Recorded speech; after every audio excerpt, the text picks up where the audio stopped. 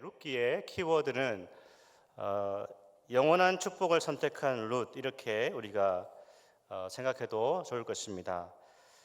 옛날에 그 광고의 카피이지만 순간의 선택이 10년을 좌우한다, 그런 말도 있었는데, 룻기를 우리가 묵상해 보면 순간의 선택이 10년을 좌우하는 것이 아니라 영원을 좌우한다라는 것을 룻기를 통해서 우리가 발견할 수 있습니다.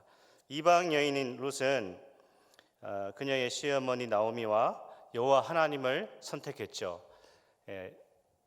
시어머니 나오미를 따르는 것은 곧 하나님을 따라가는 것이고, 시어머니가 가는 길을 선택했다라는 것은 영원하신 하나님을 선택했다라는 것을 보여주고 있습니다. 이방 여인 룻의 선택은 결코 잘못된 선택이 아니었습니다.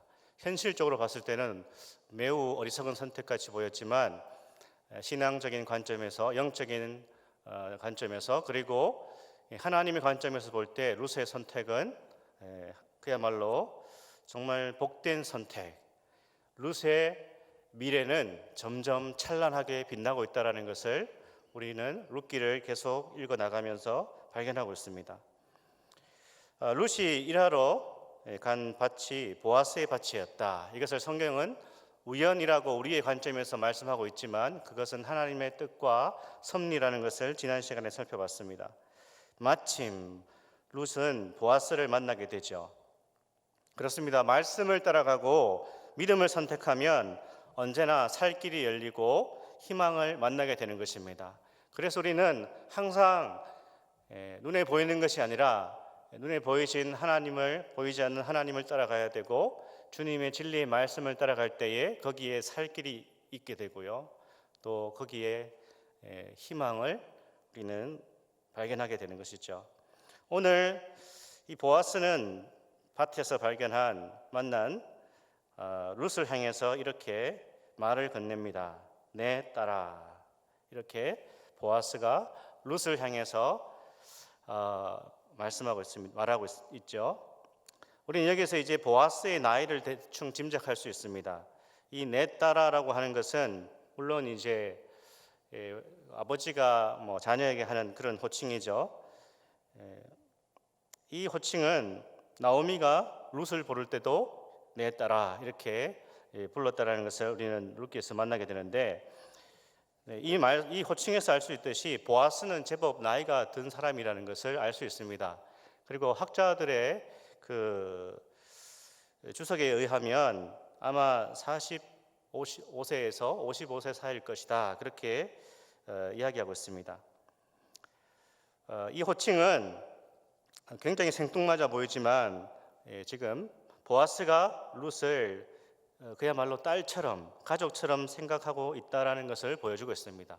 어떻게 보면 좀 이렇게 의아하죠. 처음 만난 이방 여인인데 보는 순간, 보자마자 내 딸아 이렇게 부른다는 것은 좀 이해가 안 되지만, 그러나 이제 보아스가 어떤 사람인지를 룻기 저자는 보여주고자 하는 것이죠. 한 가족으로 여기고 친밀하게 대하고 있다는 것을 우리는 알 수 있습니다. 룻은 가난한 과부에다 이방 출신의 여인이었습니다. 참 어떻게 보면 무시해도 되는 사람이죠. 오늘날도 보면 우리는 많이 좋아졌겠지만, 여전히 그 약소국에서 동남아나 이런 곳에서 온 외국인 노동자들을 깔보는 경향이 여전히 한국 사회에도 있고, 특히 이제 이렇게 산업 현장에서 많이 만나게 되는 것입니다. 무시하는 것이죠. 그들을 비인격적으로 대하고 또는 부당하게 대하는 경우를 우리는 만나게 됩니다. 하지만 보아스가 보여주는 이 태도는 좀 다른 면이 있습니다. 오늘 보아스가 이 보잘것없는, 인간적으로 볼 때 굉장히 초라하고 보잘것없는 이 여인을, 룻을 어떻게 대하고 있는지를 좀 더 우리가 자세히 살펴보고, 보아스에게서 나타나는 이 하나님의 성품과 또한 우리가 어떠한 삶을 살아가야 될지를 한번 나눠봤으면 좋겠습니다. 오늘 보니까 8절에 보아스가 룻에게 이렇게 말하죠. 다른 밭으로 가지 말라. 8절에 한번 보시면 이런 말씀이 있습니다. 보아스가 룻에게 이르되 내 딸아 들으라. 이삭을 주우러 다른 밭으로 가지 말며 여기서 떠나지 말고 나의 소녀들과 함께 있으라. 왜 이렇게 말하고 있습니까? 다른 밭으로 가면 이제 위험할 수 있다는 것을 보아스가 알고 있었기 때문에 그렇습니다. 이방 여인 룻을 호의적으로 대하지 않는 것을 이 보아스가 다 잘 알고 있는 것이죠. 위험의 요소들이 많이 도사하고 있기 때문에 다른 밭으로 가지 말고 여기 머물러서 여기서 일해라, 그렇게 지금 얘기하고 있는 것입니다. 예상하지 못한 위험이 발생할 수 있음을 알았기 때문에 보아스가 이렇게 룻에게 얘기하고 있는 것입니다. 그렇습니다. 주님 안에 거하는 것이 가장 안전하죠. 주님은 언제나 우리에게 말씀합니다. 내 안에 거하라. 우리 주님이 그렇게 말씀하십니다. 그리고 주님의 품 안에 있을 때가 가장 안전하죠. 자녀들이 철없을 때 부모를 떠나가고 싶고 부모의 품을 벗어나면 진정한 자유가 주어질 것처럼 생각하지만 물고기가 물 밖을 떠나면 죽음이 기다리고 있는 것처럼 우리는 주님 안에 거할 때 가장 안전하다는 것을 보아스의 이 말에서, 보아스의 룻을 향한 이 호의에서도 만나게 되는 것입니다. 주님의 날개 그늘 아래 사는 인생의 복됨을 우리는 항상 알아야 되는 것입니다. 때로 나에게 주어진 은혜를 깨닫지 못하고 우리가 살아갈 때가 많습니다. 주님이 늘 그 품에 우리를 품어주시고 보호하여 주시는데 그 하나님의 보호하심을 저버리고 우리는 세상으로 가려고 할 때가 많습니다. 하지만 다른 곳으로 가면 위험한 것이죠. 저는 그래서 2020년 새해가 밝았는데 이렇게 하나님 말씀을 근거로 축복하고 싶습니다. 올 한 해 주님의 더 특별한 보호하심을 받기를 축복합니다. 그래서 우리 모든 성도님들이 2020년 한 해에 주님의 더 특별하신 보호하심을 받았으면 좋겠습니다. 제가 몸이 좀 연약한 권사님께서 이제 카톡을 하나 보내셨는데 제가 할 말은 별로 없고 답장으로 권사님 2020년도에는 주님의 더 특별하신 보호하심을 받기를 소망합니다. 그러니까 답장에 아멘 이렇게 오셨더라고요. 우리 성도님들의 가정과 또 우리 공동체가 올 한 해 주님의 날개 그늘 아래에서의 보호, 주님의 더 특별하신 보호를 받는 은혜가 있기를 축복합니다. 오늘 두 번째 보면 보아스가 이렇게 말합니다. 룻을 건드리지 마라. 9절에 볼까요? 9절 말씀을 보면 이렇게 말씀하고 있습니다. 그들이 베는 밭을 보고 그들을 따르라. 내가 그 소년들에게 명령하여 너를 건드리지 말라 하였느니라. 목이 마르거든 그릇에 가서 소년들이 길러온 것을 마실지니라 하는지라. 두 번째가 이제 룻을 건드리지 말라. 소년들, 일하는 남자들에게 그렇게 지시한 것이죠. 왜 그렇습니까? 이제 룻을 건드리지 말라고 한 것은 룻이 성적인 표적이 될 수 있다는 것을 보아스가 알았기 때문입니다. 그렇습니다. 권위주의적인 사회일수록 약자에 대한 배려가 없고 악한 사회일수록 힘으로 약자를 억압하는 것이죠. 그래서 우리는 사실 크리스찬들은 세상 속에서 살아갈 때 이런 것을 뿌리 뽑아야 되는 것입니다. 특히 약자를 성적으로 짓밟는 그런 사회에 대해서 우리는 분노해야 되고 이런 죄들과 싸울 수 있어야 되는 것이죠. 우리도 많이 알고 계시고 또 접하고 있지만 오늘날 우리나라 또 한국 사회가 얼마나 성적으로 타락했는지를 잘 알고 있습니다. 얼마 전에 우리는 참 경악할 만한 그런 많은 뉴스를 접했습니다. 우리 사회의 암울한 현실을 반영하는 사건들이 굉장히 많이 일어났고 또 일어나고 있습니다. 인간이 얼마나 악할 수 있는지, 또한 도덕적으로 특히 성적으로 얼마나 타락할 수 있는지를 우리는 여실히 만난 것이죠. 발견했습니다.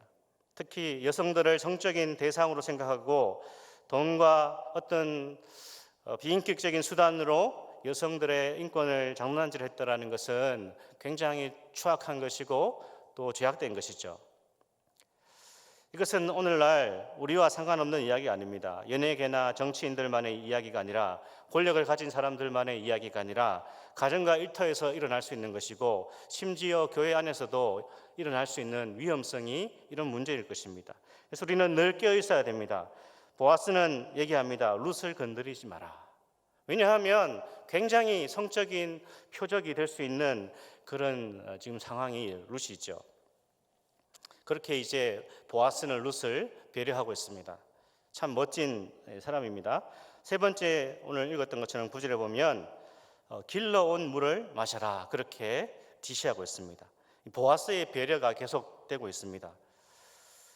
9절에 보면 목이 마르거든 그릇에 가서 소년들이 길어온 것을 마실지니라. 고대 사회에서 이스라엘 사회에서 그 물을 떠온 물을 종이 하인이 마실 수가 없었습니다. 주인만이 종들이 떠온 물을 마실 수가 있었습니다. 그런데 오늘 이제 보아스가 지금 룻에게 하는 이 지시는 배려는 굉장히 파격적인 것이죠. 이방 여인, 그것도 자신의 밭에서 일하는 그런 보잘것없는 여인에게 관행을 뛰어넘어 지금 행동하고 있는 것입니다. 보아스는 뭔가 다른 방식으로 사업을 경영해 나가는 사람이라는 것을 우리는 알게 되는 것입니다. 당연히 사장님이고 힘이 있고 이렇게 정말 종처럼 취급해도 되는 것이지만 보아스는 뭔가 좀 다릅니다. 그는 자기 밭에서 일하는 자기 밑에서 일하는 종들을 함부로 대하지 않았다라는 것을 우리는 2장 초반에서도 발견하고 오늘 본문에서도 만나게 되는 것입니다. 이 보아스의 이 말은 오늘 룻에게 엄청난 어떤 특권을 또 보호를 안겨다 주는 그런 말이었습니다. 잘 아시는 것처럼 당시 이스라엘 사회에서 주로 여성들이 물을 길러오죠. 근데 이제 보면 오늘 여기 보아스의 밭에는 보면 남자 하인들이 종들이 물을 길러오는 것이죠. 참 이렇게 우리가 성경을 조금 이렇게 묵상해 보면 말씀이 참 깊이가 있고 또 재밌다라는 것을 발견하게 됩니다.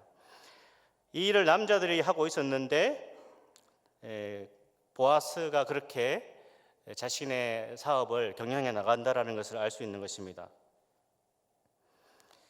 이 남자들이 떠온 물을 이방 여인 룻이 마신다라는 것은 엄청난 일인 것이죠.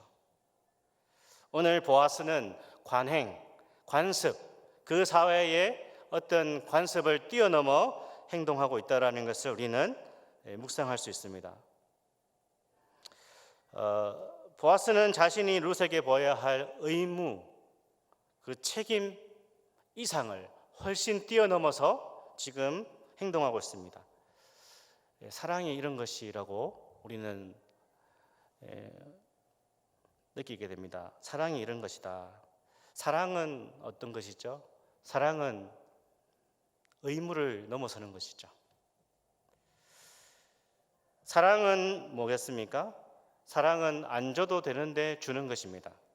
사랑은 자기 안에 갇혀 있지 않고 흘러 넘치는 것이 참된 사랑이라는 것을 우리는 보아스의 행동에서 보게 됩니다. 사랑은 자신을 끊임없이 낭비합니다. 허비합니다. 그것이 참된 사랑일 것입니다. 사랑은 그래서 상식을 뛰어넘는 것입니다. 이런 사람이 바로 주님의 사랑이라는 것을 우리는 알 수 있습니다.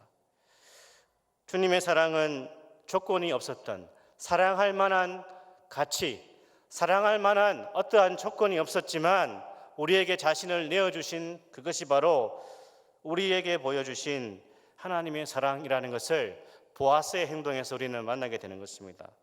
사랑받을 자격이 없는 우리를 사랑해 주셨고 또 넘치도록 그 사랑을 부어주셨는데 십자가에서 죽기까지 그 사랑을 보여주셨습니다.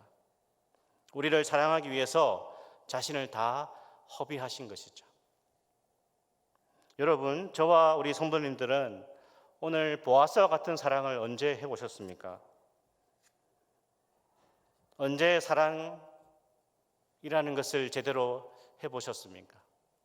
연애 시절, 신혼 때, 아이들이 어릴 때, 우리는 언제 교회를 이렇게 사랑했죠? 우리는 언제 지체들을 이런 사랑으로 사랑했습니까? 교회는 이런 사랑을 회복해야 될 것입니다. 의무를 뛰어넘는 것. 그렇게 할 필요가 없고 굳이 그렇게 안 해도 되지만 사랑이라는 것은 그것을 상식을 뛰어넘는 것이죠. 그러나 그 사랑은 오늘날 목회자들에게도 발견하기 힘들고 주님을 오랫동안 섬긴 하나님의 사람들에게서도 발견하기 어렵고 현대 교회에서 참 찾아보기 힘든 것 같습니다. 그렇습니다. 사랑할 때 우리는 아깝지 않았습니다. 만나서 시간을 보내고 만나서 돈을 쓰고 밥을 사고 차를 사주고 연락하고 대화를 하고 나의 소중한 시간을 허비해도 별로 아깝지 않았습니다. 하지만 이제는 그것이 번거로운 일이 되었고 굉장히 불편한 일이 되었고 내가 손해보는 일이 되었습니다. 오늘 우리가 회복해야 되는 것은 바로 보아스의 이 룻을 향한 배려와 사랑이죠. 그것은 의무를 뛰어넘고 있습니다. 하지 않아도 문제가 되지 않지만 그러나 사랑은 이런 것이라는 것을 주님께서 룻기를 통해서 저와 우리 성도님들에게 말씀하고 있습니다. 긍휼이라는 것도 이런 것이고 교회 안에서 섬기는 것도 이런 것이고 우리의 삶 속에서 섬기는 것도 이런 것이죠. 그러나 이제 이런 단어 긍휼, 섬김, 사랑, 헌신이라는 단어는 현대 사회에서 현대 교회에서 너무나 참 사치스러운 그런 단어가 되고 있는 것 같습니다. 보아스의 자비에 대한 룻의 반응이 무엇입니까? 10절을 한번 보시겠습니다. 룻이 이렇게 반응합니다. 우리 10절 같이 한번 읽어볼까요? 룻이 엎드려 얼굴을 땅에 대고 절하며 그에게 이르되 나는 이방 여인을 당신이 어찌하여 내게 은혜를 베푸시며 나를 돌보시나이까 하니. 룻이 이제 상당히 충격을 받은 것입니다. 놀란 것입니다. 어떻게 이 주인이 그것도 아무런 어떤 내세울 것이 없고 조건도 없고 힘도 없는 정말 약자 중에 약자고 가난하고 초라한 자신에게 이런 엄청난 파격적인 배려를 해주니까 놀란 것이죠. 충격을 받았을 것입니다. 여기 보면 룻이 엎드려 얼굴을 땅에 대고 절했다라는 것은 예배 때 나오는 어떤 그런 태도죠. 그만큼 이제 충격적이고 놀랐다라는 것입니다.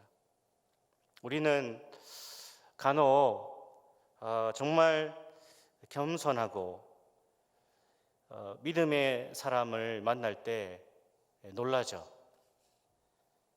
정말 신앙적으로 아름답게 살아가는 그런 훌륭한 크리스천들을 만날 때 우리는 마음에 좀 충격을 받습니다.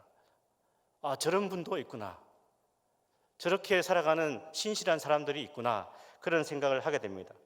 마땅히 대접을 받아야 할 위치에 있는 사람이고 섬김을 받아야 하는데 오히려 겸손하게 섬겨주는 그런 사람들을 만날 때 우리는 놀라게 됩니다. 물론 그것이 가식일 수도 있고 어떤 그런 정치적인 행동이 될 수도 있겠지만 사람들은 지내보면 다 아는 것이죠.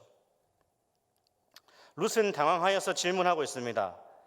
나는 이방 여인이거늘 당신이 어찌하여 내게 은혜를 베푸시며 나를 돌보시나이까.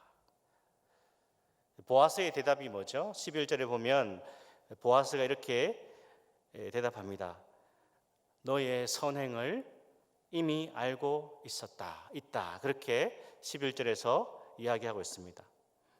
남편이 죽고 없는 상황에서 시어머니를 모셨다라는 것, 이것은 고대 이스라엘 사회에서도 보통 일이 아니었습니다. 그래서 이제 알고 있었던 것이죠. 더 중요한 것은 룻이 자신의 부모와 고향을 떠나 이스라엘 백성 가운데로 나왔다라는 것을 보고 룻은 큰 감명을 받았다고 오늘 말씀하고 있습니다. 그렇습니다. 사랑하는 여러분, 선행으로 구원받지 않습니다.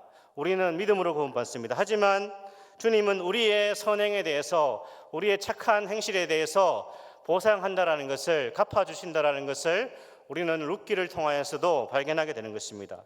하나님께서 하나님의 말씀을 따라 주님의 말씀에 순종하며 정말 크리스찬다운 삶을 살아가는 하나님의 사람들에게 복을 주신다는 것을 우리는 12절을 통해서 알 수 있습니다.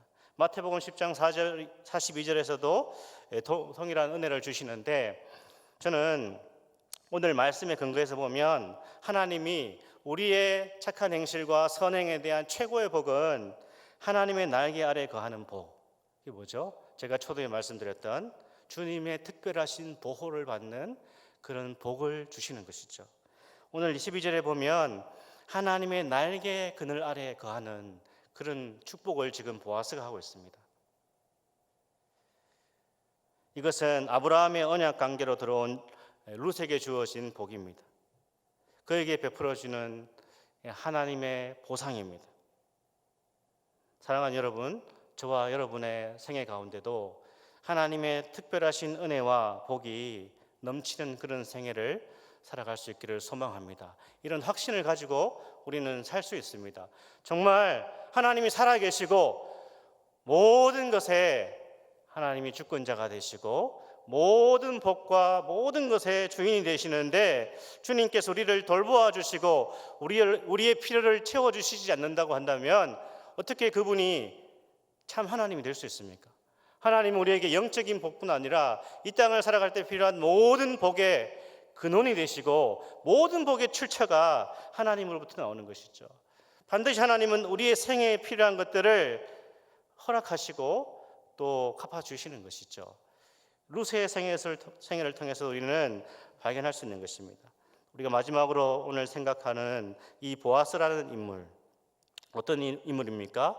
이 보아스라는 인물을 저와 우리 성도님들이 한번 붙들었으면 좋겠는데, 정말 하나님의 율법을 문자적으로 실천한 사람이 아니라 그 율법의 정신을 깨닫고, 율법의 정신은 이거 하지 마, 너는 이 끝이 커트야, 뭐 이런 것이 아니잖아요. 정말 율법의 정신은 사랑이라는 것을 깨닫고 실천한 사람이 보아스라는 것을 우리는 다시 한번 확인할 수 있습니다. 그렇습니다. 율법의 참된 정신은 사랑인 것입니다. 그 사랑의 원리로 사람들을 대하고, 그 사랑의 원리로 기업을 경영하고, 그 사랑의 원리로, 그 정신으로 자신의 삶을 세워나간 그런 하나님의 사람, 바로 보아스며 그 온전한 성취가 우리 주 예수 그리스도라는 사실을 우리는 보아스를 통해서 만나게 되는 것입니다.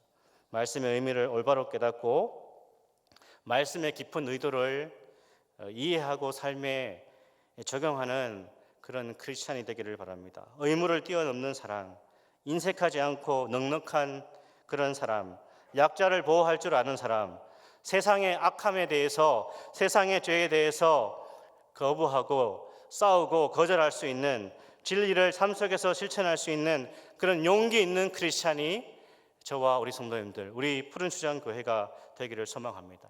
마지막 룻의 대답이 너무나 아름답습니다. 13절에 보면 이렇게 룻이 대답하고 있습니다. 당신이 이 하늘을 위로하시고 마음을 기쁘게 하는 말씀을 하셨나이다. 사랑하는 여러분, 이 보아스 한 사람을 통해서 하나님이 어떤 분이신지가 찬란하게 드러나고 있습니다. 저와 여러분의 비전도, 우리가 허들링 21을 지금 우리가 이렇게 하나님의 꿈으로 세우고 나가고 있는데, 정말 우리 주변의 가족들과 우리의 이웃들이 이런 고백을 할 수 있다면 우리는 정말 아름다운 생애를 살아가는 것입니다. 당신이 이 하늘을 위로하시고 마음을 기쁘게 하는 말씀을 하셨나이다. 목사님을 만나니까, 장로님을, 권사님을, 푸른추전교회 집사님을 만나니까 제 마음이 너무나 기쁘고 행복합니다. 그동안 제가 교회에 대해서 많은 오해를 가지고 있었고, 하나님에 대해서도 오해하고 있었고, 크리스찬에 대해서도 굉장히 안 좋은 시각을 가지고 있었지만, 집사님을 만나니까 제가 그 오해가 많이 풀리는 것 같습니다.